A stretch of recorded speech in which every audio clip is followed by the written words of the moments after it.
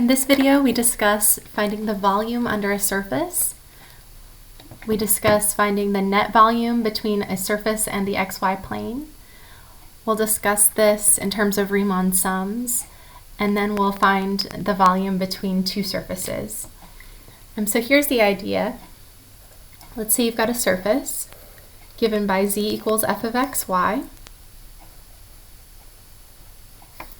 and you want the volume under that surface above some region R in the xy plane. So it's kind of hard to draw, but basically I want the part of this surface that's lying above R, and I want the volume of that whole thing, the volume of that solid that's right there. The way we find that is we subdivide R into a bunch of little rectangles. We make n subdivisions in the x direction and m subdivisions in the y direction.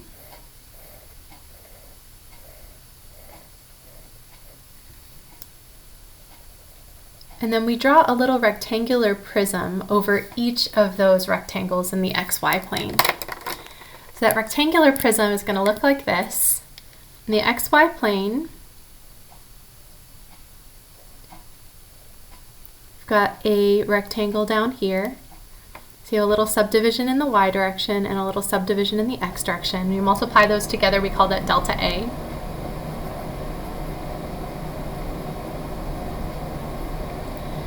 And then we're going to evaluate the function z equals f of xy at some point on the interior of this little rectangle. So maybe it's that corner or that corner or that corner or that corner. Sometimes we pick the midpoint, but you're going to evaluate this function at a point on that rectangle.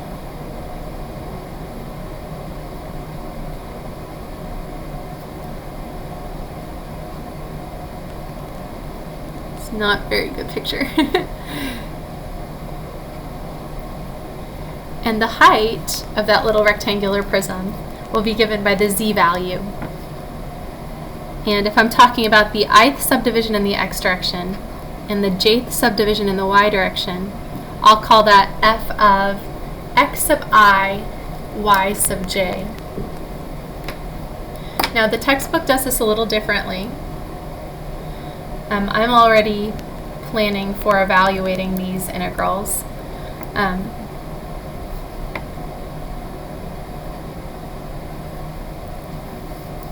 So they would just call this delta a sub I and call that x sub I and y sub I.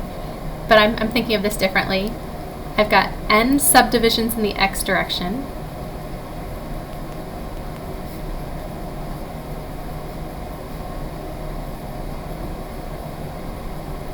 And m subdivisions in the y direction.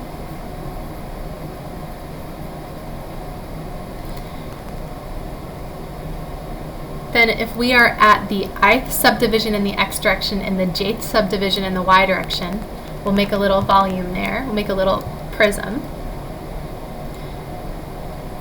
The volume of the ith jth prism is just the height, which is given by the z value, f of x sub I, y sub j, times delta x times delta y. Now sometimes we combine those and call that delta A, but I like to leave it this way because it reminds me that I'm getting ready to do a double integral. Now if I want the total volume under the surface, I need to add these up. So I need to add these up as I goes from 1 to n.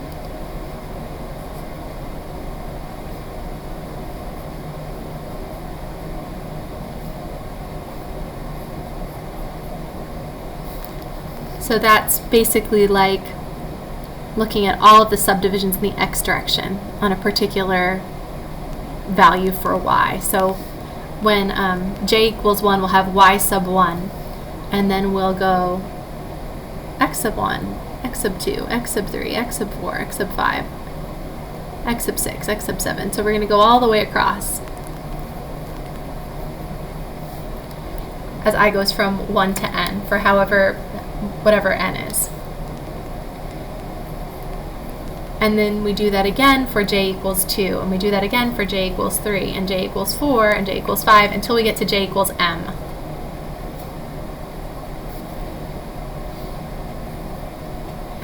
Now, if I want the actual volume, this is just an approximation. If I want the actual volume, I'll take the limit as the number of subdivisions in both directions goes to infinity. That's provided that this delta x is the same, it's the same length for every interval, and delta y is the same length for every interval. Letting m and m, the number of subdivisions in both directions, go to infinity is equivalent to letting this go to 0 and that go to 0 at the same time.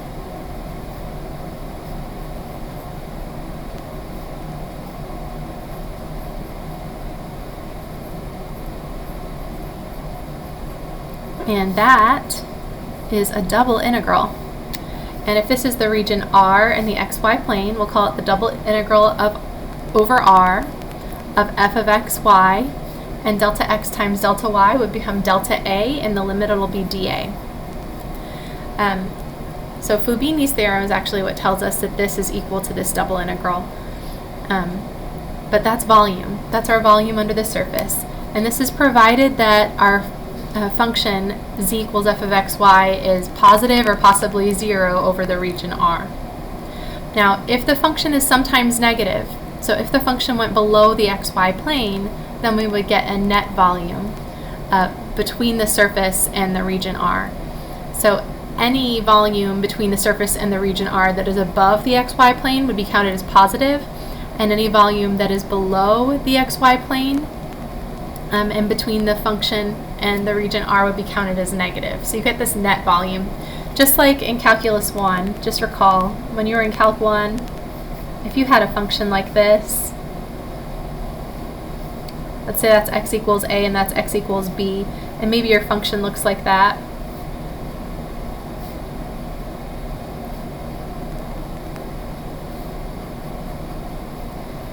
Then the integral from a to b of f of x dx wasn't the area under the curve in that case. In that case, it was this area here, which I'll just call area 1, minus that area there. It was the area above the x-axis minus the area below the x-axis, but it was the area between the x-axis and the function. So it was between the function and the x-axis and above the x-axis, we counted that as positive, and then we subtracted any area that was between the function and the x-axis down here. We subtract those, that's what the value of the definite integral was. The same thing would happen here, it's just a little bit harder to draw. If our function f of xy goes below the xy plane, we're going to count the volume as negative instead of counting it as positive. So that's volume. That's how volume is related to integrals, double integrals. Now, and that's net volume as well, so we've just talked about that. Now, in order to evaluate this, though, I need to describe R some way. And Fubini's theorem tells us that if our region R is simple in the x direction or simple in the y direction, then this double integral over R can be written this way. Oops. I can integrate with respect to x first and then y, or I can integrate with respect to y first and then x. Now sometimes only one of these really works, but most of the time, or often, both of them work. But if we're integrating with respect to y last, y goes from a constant to a constant, and x goes from a function of y to a function of y. This innermost variable can depend on this variable. So let's say that x goes from g of y to f of, well, I've used f for something else. We'll call it g1 of y to g2 of y. Over here, same thing. Since x is on the outside, it has to go from a constant to a constant. Since y is on the inside, it can go from a function of x to a function of x, and I'll call that g sub 1 of x to g sub 2 of x, where these are the bounds that we talked about in the last video when we talked about representing areas, areas of regions as double integrals. So if we're integrating over this region R, in order to actually evaluate this, we need to be able to write the region in one of these ways. Now, sometimes one of these ways is easier than another, and we'll see how that works in a second. But just to make sure that you understand this idea right here, or really this idea, we're going to approximate volume under a surface for a particular surface on a particular interval. So let's evaluate one of these just to get a better sense of what this means.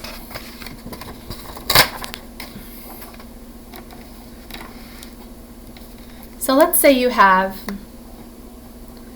f of xy equals x squared plus y squared. And we want to integrate over the region R, which is the set of all xy pairs, such that x is between 0 and 2 and y is between 0 and 2.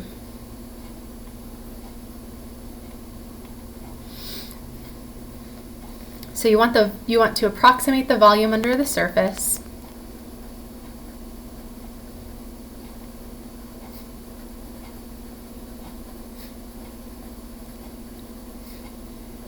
By creating a partition of R,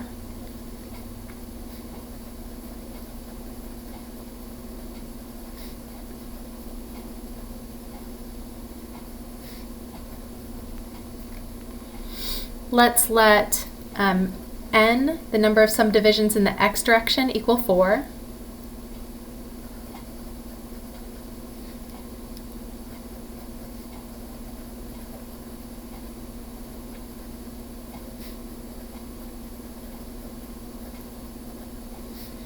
And let m, the number of subdivisions in the y direction, let's let that be 4 as well.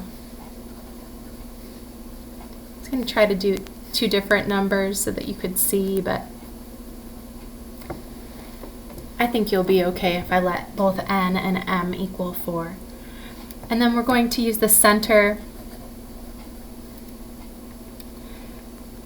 or let's let x sub I, y sub j be the center of the rectangle.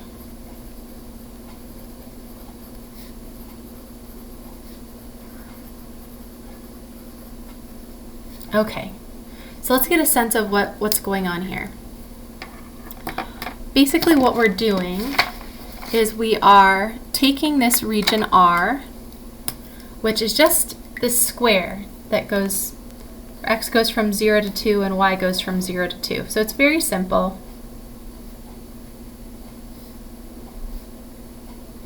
And we have to imagine that there is an elliptic paraboloid sitting above this. So in 3D it looks like this. Here's x going from 0 to 2, y going from 0 to 2.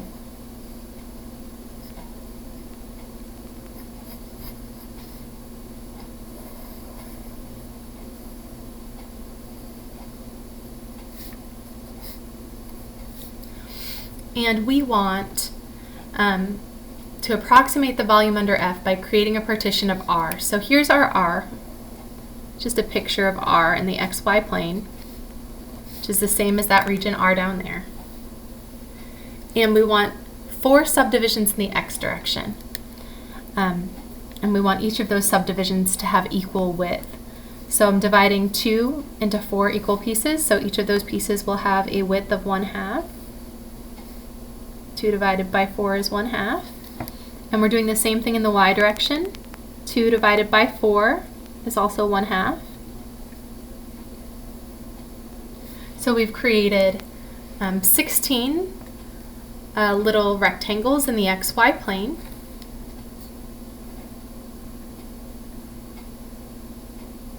And that's what it looks like over here.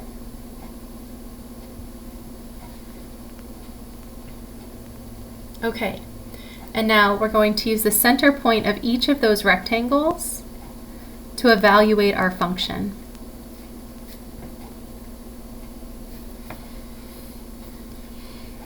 So we're approximating the volume of F by creating a partition of R, letting the number of subdivisions, the x and y directions both be 4.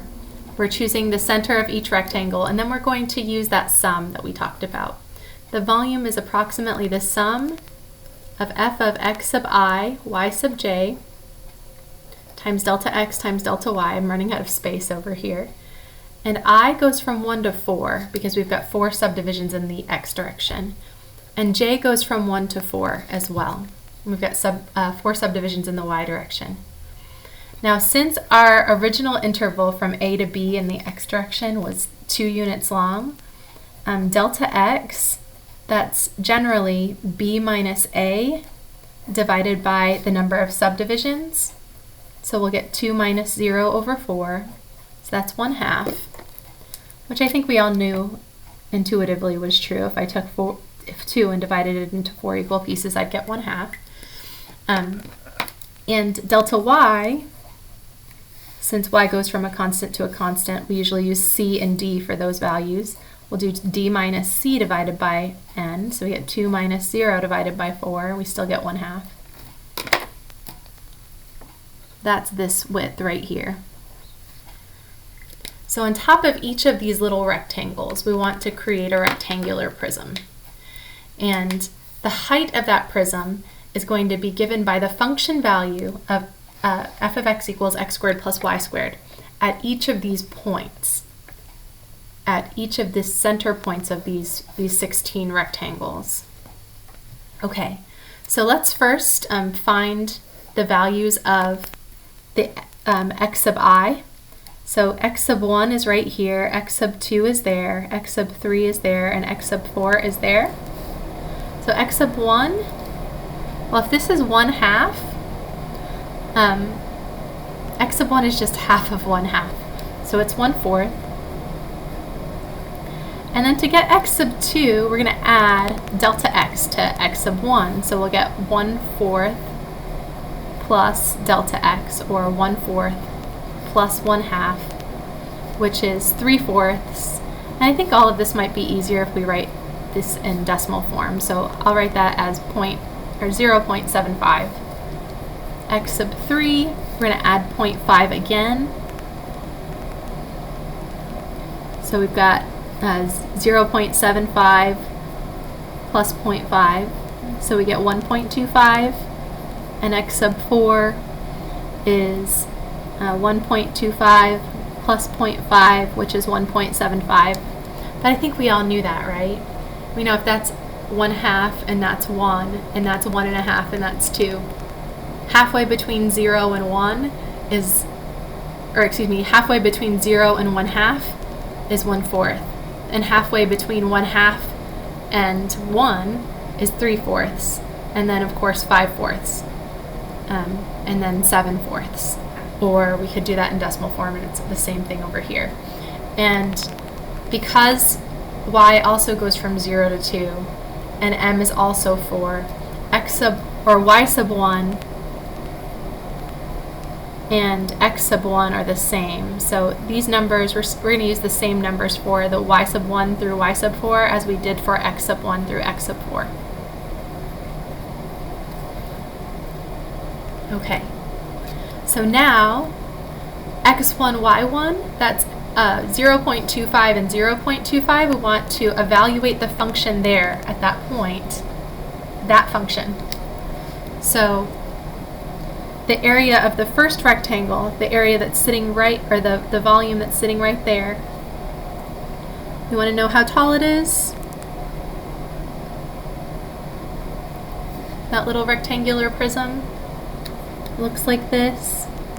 It's pretty small. This is delta x, which is 0.5. This is delta y, which is 0.5. And this is f of x sub 1, y sub 1. So that's f of 0.25 and 0.25. Well, the function is x squared plus y squared. So I take this, I square it, and I take this, and I square it. Actually, I think it is easier to use the fractions to square things. 1/4 squared is 1/16. So you have 1/16 plus 1/16. So that's 2/16 or 1/8. Okay, so that's the first one. One down. And what this summation means is it's saying let j equal 1 and then let I run from 1 to 4. So when j equals 1, and we're going to let I go from 1 to 4, the area of that first one, or excuse me, the volume of that first prism is f of x sub 1 y sub 1 plus, or times delta x times delta y, plus f of x sub 2 y sub 1, because j is 1, times delta x times delta y, plus f of x sub 3 y sub 1, plus delta x, or times delta x times delta y, plus f of x sub 4 times, or y sub 1 times delta x times delta y. Not quite enough space on this piece of paper. And you can factor out all the delta x, delta y's. But you do that for j equals 1 and I goes from and then you let I go from 1 to 4, excuse me.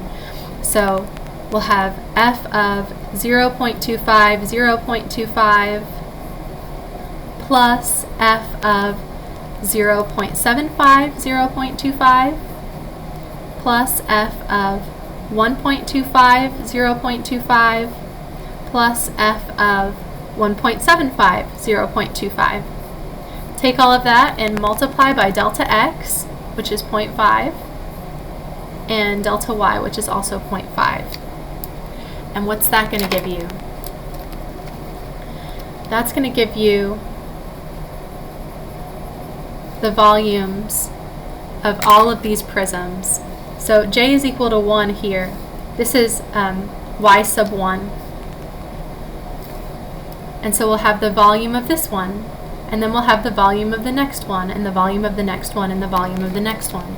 So let's actually calculate some of those volumes. We'll have this picture sitting here. I want you to do this at least once so that you understand where the formulas come from, so that you get it. So you see that summation and you're not just looking at it like, how does that work? I want you to see that when j equals 1, we're just doing that in this row. And then when j equals 2, we do it in the next row. And j equals 3, we do it in the next row. And so on. So that first prism,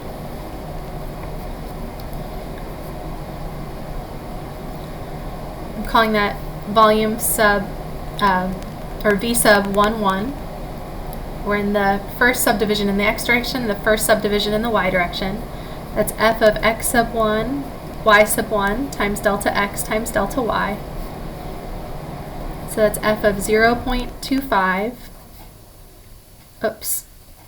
and 0.25 times delta x times delta y.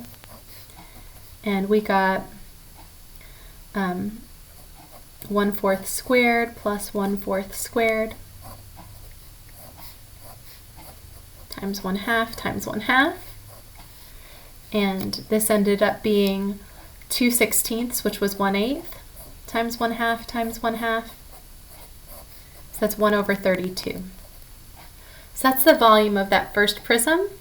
The height of that first prism is just 1/8. Now, for the next prism, well, actually, we were letting j equal 1 and letting x go from 1 to 4. So we've got f evaluated at x sub 2, y sub 1 times delta x times delta y. So the height here is given by f evaluated at x sub 2, and that was 0.75. And y was 0.25. Or it'll actually be easier with the fractions when I'm evaluating this expression here.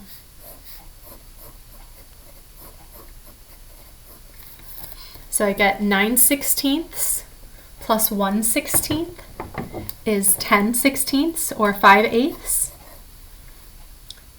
times 1/2 times 1/2. So it gives us 5/32. So that's the volume for that prism. Saying what prism? This one. j is equal to 1, and we're evaluating at x sub 2. So it's actually the one that's right next to this guy, but it's a little bit taller, and it's above that little rectangle right there. So it's closer to us. Probably would have been easier if I fixed x and then changed y, but that's okay. It'd be easier to see. But we're evaluating it there, and the height of that guy is 5/8. I say okay. Let's do the next one.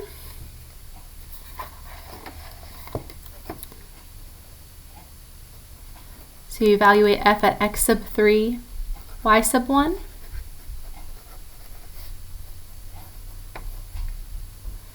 And x sub 3 is 1.25.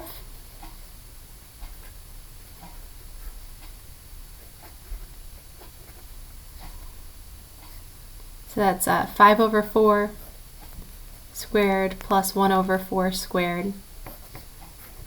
Because our function was x squared plus y squared. So I'm just substituting in my x, I'm substituting in my y. I just changed them back to fractions so that the arithmetic was easier. Now I've got 25 over 16 plus 1 over 16. So that's 26 over 16. And of course, you could divide that by 2, and you could divide that by 2, so you get 13 over 32. So that's the volume of the whole thing, but the height of that prism is 13 over 8. So which prism are you talking about? Oh, I'm talking about this one. It's in front of that red one. It's hard to draw. I'm trying to draw all these things here. It's a little bit difficult. I should have done that back row instead. Next time I will. Okay, and then the last one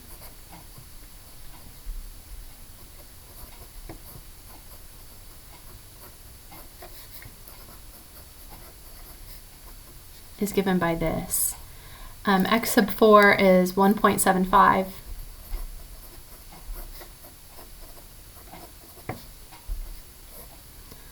So we've got 7 over 4 squared plus 1 over 4 squared times 1/2 times 1/2.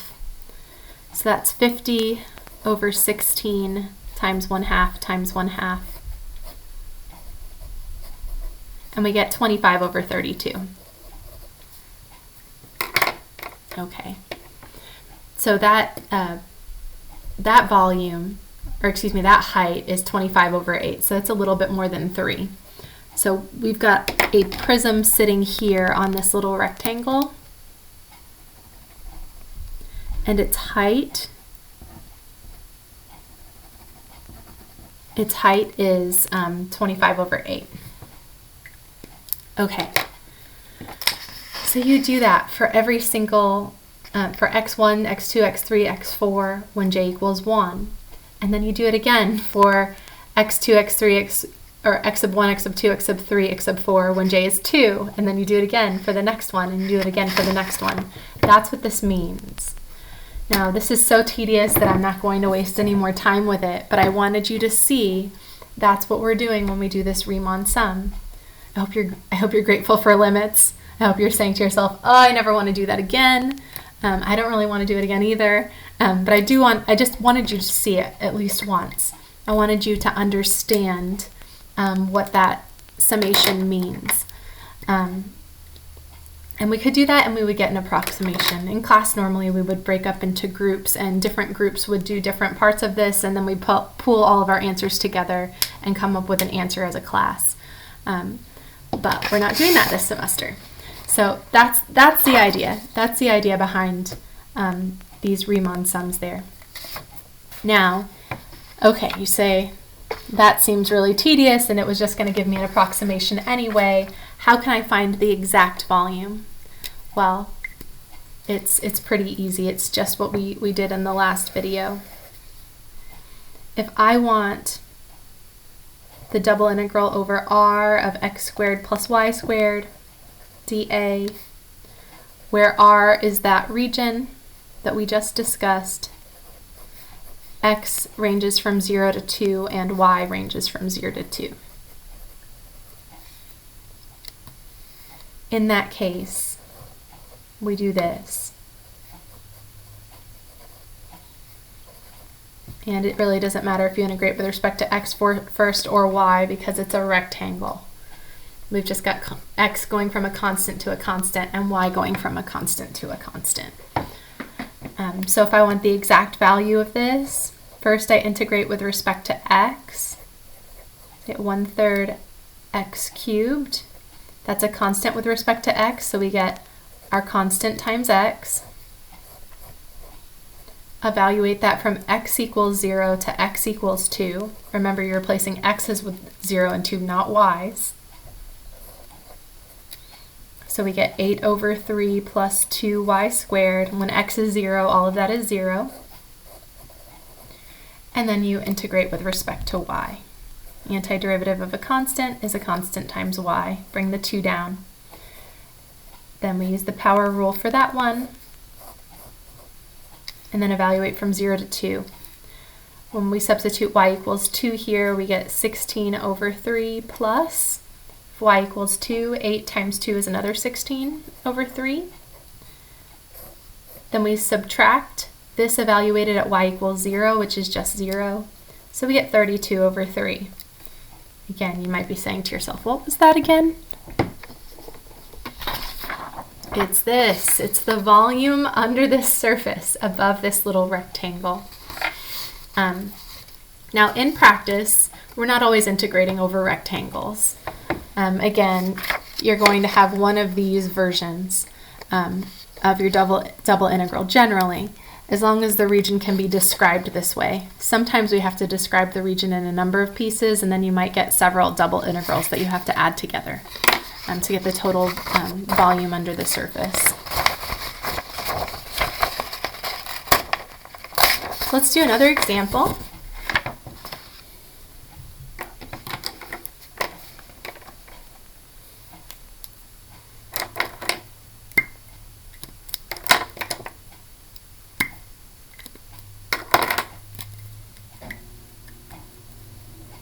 So let's say we've got a plane given by 4x plus 3y minus 2z equals 12.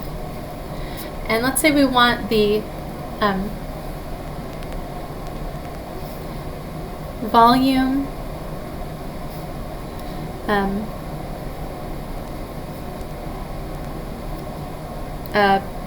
above the xy plane in the first quadrant. Excuse me, in the first octant.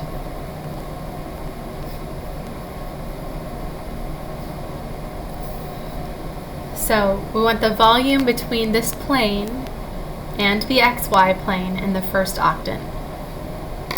Now they didn't give us the region R this time, but we can infer the region R by sketching this plane. So we're in the first octant, so that's where x, y, and z are all positive. Now, we can't graph the whole plane, but we can graph the part of the plane that lies above the first octant. Actually, let's make that positive 2. There we go. By setting two of these variables equal to 0 and then solving for the third variable, we can figure out where our plane crosses the x-axis, the y-axis, and the z-axis. And then because it's a plane, we know that the plane is going to intersect the xy plane, the yz plane, and the xz plane in this little triangular piece. That's what we'll see in the first octant. So when x and y are both 0, we get 2z equals 12. That means z has to be 6, right? If y and z are both 0, just cross that out. We've got 4x equals 12. If 4x equals 12, x must be 3. And if x and z are both 0, cross that out. We've got 3y equals 12. Well, 3y equals 12 when y equals 4. So this is our portion of the plane. We want the volume between the plane and the xy plane in the first octant. Now the region R that we're integrating over was not given to us here, so we have to figure it out. Once we've drawn this, we can see the region that we're integrating over is the projection of this surface onto the xy plane. It's like if we had the sun sitting right here. We say, what is the shadow that the sun casts on the xy plane? That's the projection. And the projection is the region R. So the region R is that right here, that region. So in order to integrate this function, or to find the volume between this plane and the xy plane, I need to describe this region R, and I need to define the function up here. I need to find f of xy. So first let's describe R. We know that this crosses the x-axis at 3, and this line crosses the y-axis at 4. And it includes that corner with the 0, 0 there.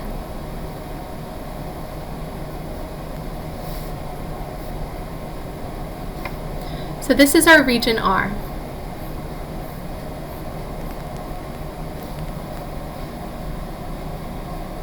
Now we can describe that two ways. We can integrate with respect to x first and then y, or we can integrate with respect to y first and then x. Either one is fine. I think I'm more comfortable integrating with respect to y first and then x, but honestly, either one is fine. They're equivalent. We're just used to letting y go from a function to a function and letting x go from a constant to a constant. So I'll stick with the version that's most familiar. So y is going to go from 0 to this line. Y equals 0 is the x-axis. And then I just need the equation of that line. Well, we know a line has an equation y equals mx plus b, and b is the y-intercept, so that's where the line crosses the y-axis. Since the line crosses the y-axis at 4, we'll have y equals 4, and then we want a constant times x, so we need to figure out the slope now. Well, to get the slope, I just go from any point on the line, and then I'll use rise over run to get to another point on the line, and that's going to give me my slope. So we can use rise over run, or since it's sloping down, we'll use fall over run. We go down 4 and over 3. So our slope is -3, or -4/3.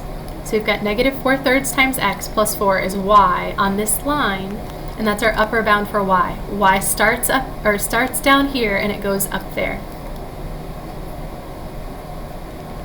And x goes from a constant to a constant. X goes from 0 to 3.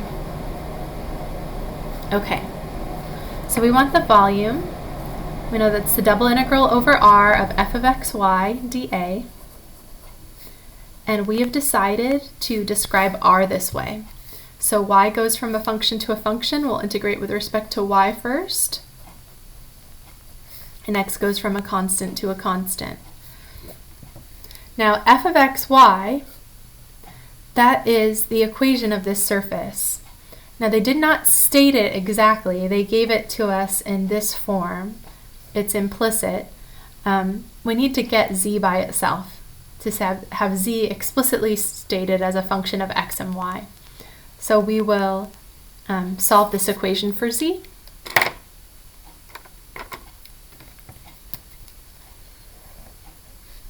So I have 2z equals 12 minus 4x minus 3y. We just subtract the 4x and 3y from both sides. And then we'll divide both sides by 2. Divide every term by 2. And we get z equals 6 minus 2x minus 3 over 2 times y. So that is our f of xy. That's z as a function of x and y. So that goes in here. And all of this, it's multiple terms, it's all being multiplied by dy, so we put some parentheses in there. It's just a good habit. Okay. And that is the double integral representing the volume between the xy plane and this plane that's in the first octant, just that first octant portion of that volume. Now to find the volume, we need to evaluate this integral. And remember how that works. You go from the inside out. So I'm really just ignoring that integral from 0 to 3 at first. And then I'm integrating this with respect to y. So the antiderivative of 6 with respect to y is 6y. The antiderivative of 2x with respect to y, remember x is treated as a constant. So this is a constant. The antiderivative of a constant with respect to y is that constant times y. And the negative 3/2, we can bring that down. And then here with the y, we add 1 to the exponent and divide by the new exponent. So we added 1 to get 2, and then we divide by 2 to get the 1/2. Okay, so we anti-differentiate with respect to y, and then by the fundamental theorem, we replace y with the upper bound, and we replace y with the lower bound and subtract. Now when y equals 0, all of this equals 0, so it's going to be gone.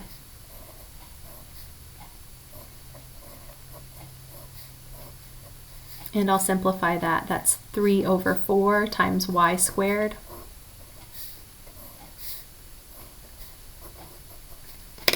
I'm replacing y with 4 minus 3, or 4 over 3 times x.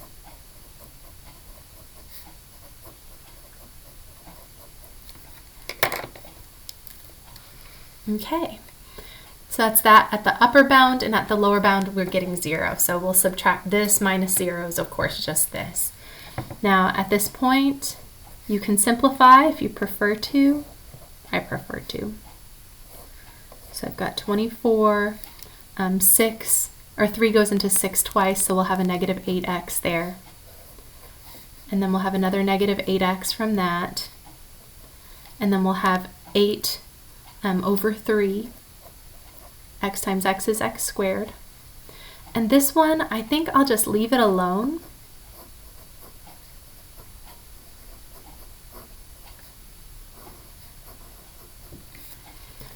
Because I could write it twice in FOIL, but I could just as easily evaluate that with a u substitution, so I think I'll do the u sub this time. We're integrating from 0 to 3, and then we've got 24 minus negative 8x minus 8x is negative 16x.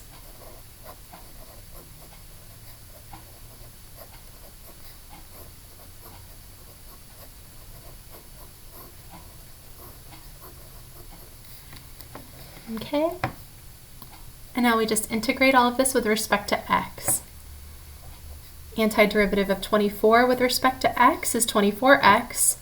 Bring your negative 16 down. Then we're using the power rule. So we add 1 to the exponent and divide by the new exponent. Bring your 8 over 3 down. Then we add 1 to the exponent and divide by the new exponent. Now over here, I need a u sub. So I think I'll factor out the 3 over 4. I'll write this way and prepare to do a u sub. Now all of this here needs to be evaluated from 0 to 3. Okay, so let's simplify a bit. At 3 we get 24 times 3 minus 8 times 3 squared plus 8 over 9 times 3 cubed. And at 0, if x is 0, all of that is 0. Okay, now over here, I need to do a u sub, or you could write it twice in FOIL, that would work as well. Now, if I'm going to do a u sub, the expression in parentheses is probably our u. And since it's linear in x, we know this will work. The derivative of this expression with respect to x, it's just the slope of the line. It's that negative 4 over 3. So du is negative 4 over 3 dx. Now if I want to get x or dx by itself, to substitute, I'll multiply both sides of this by the reciprocal. So I'll multiply by -3/4.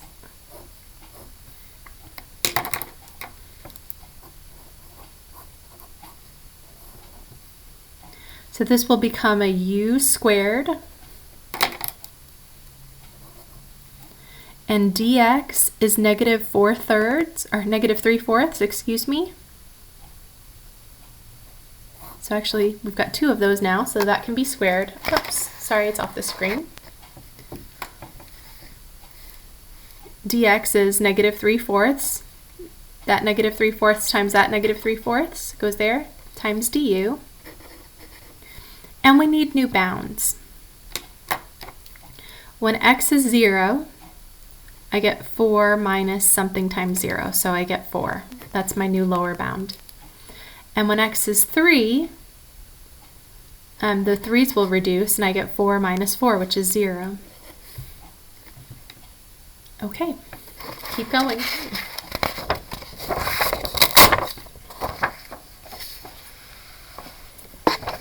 So happy we get to use all this scratch paper. At least it's getting reused, it's not just going directly into the recycling. Okay, so we've got 72 minus 8 times 9 is also 72, so those are gone. And then you've got 8/9 times 3 cubed. So 9 goes into that 3 times, so we get 24 there. Plus 9/4, or excuse me, 9/16, because you square the numerator and denominator separately. And then we just use the power rule for this antiderivative. So we add 1 to the exponent and divide by the new exponent. Then substitute in 0 and 4 and subtract. 3 goes into 9 3 times. So we've got 24 plus 3/16.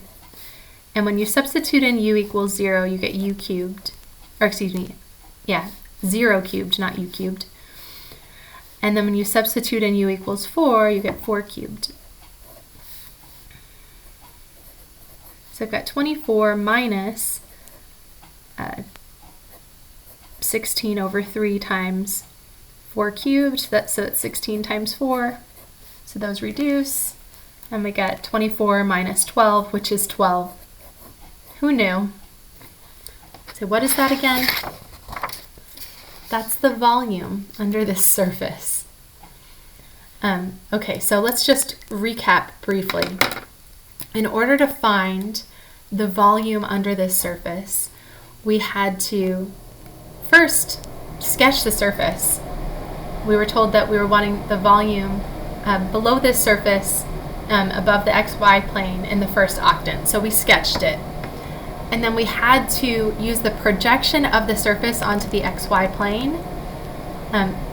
We had to identify the projection of the surface onto the xy plane to figure out where we were integrating. So we had to think about sort of like the sun, like just casting a shadow from our surface onto the xy plane to get us that region R. Then once we had R, I always sketch the surface and I sketch R if I can, if it's the surface that I'm familiar with. Then I look at R and I can describe that however I like. I can integrate with respect to y first and then x, or the other way around. Meaning, I can let y go from a function to a function and let x go from a constant to a constant like I did here. Or I could have let x go from the left function to the right function and let y go from a constant to a constant. I didn't do that though. I let y go from a function to a function and x go from a constant to a constant. So we got our bounds, our way of describing the region R, and then we needed the integrand. We needed f of x, y. So we needed to get z by itself in this equation. We did, and that was our integrand. Okay, so that's how we do that. That's how we actually find some volumes under surfaces. Sometimes they give you R directly. Sometimes you have to infer what R is, and this is how you do it.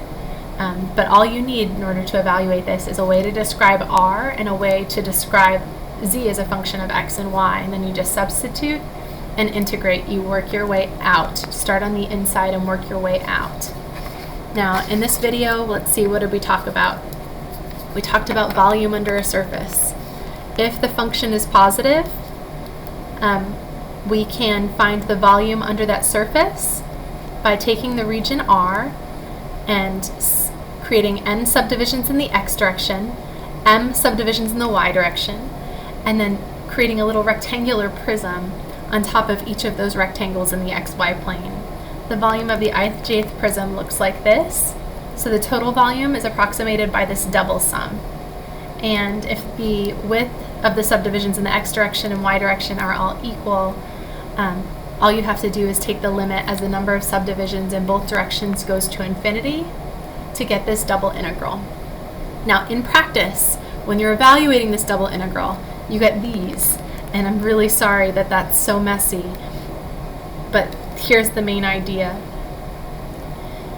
Either x goes from a function of y to a function of y, so a left function to a right function, and y goes from a constant to a constant, or y goes from a function of x to a function of x, bottom function to top function, and x goes from a constant to a constant. Both of those are going to give you volume. Now, or those would give you volume if f of xy is positive. Now, if this surface goes below the xy plane on the region R, so for a particular part of the region R, it goes below the xy plane, we're going to treat that not as volume, but as a net volume between the surface and the xy plane. It's just like we did in Calculus 1. When you were looking at the definite integral from a to b of f of x dx, we took the area above the x-axis and we subtracted the area below. If this function goes below the xy plane, we're going to take the area above the xy plane, or excuse me, the volume above the xy plane, and we're going to subtract the volume below the xy plane. So it's possible for these double integrals to have negative values, but it doesn't mean that volume is negative. It just means that that net volume is negative. There's more volume below the xy plane than there is above the xy plane. And I'm talking about the volume between the surface and the xy plane. We did not talk about the volume between two surfaces, but I think we'll do that in the next video. Yep, I guess that's it. That's it for this video. I think we have the main idea on volumes under surfaces.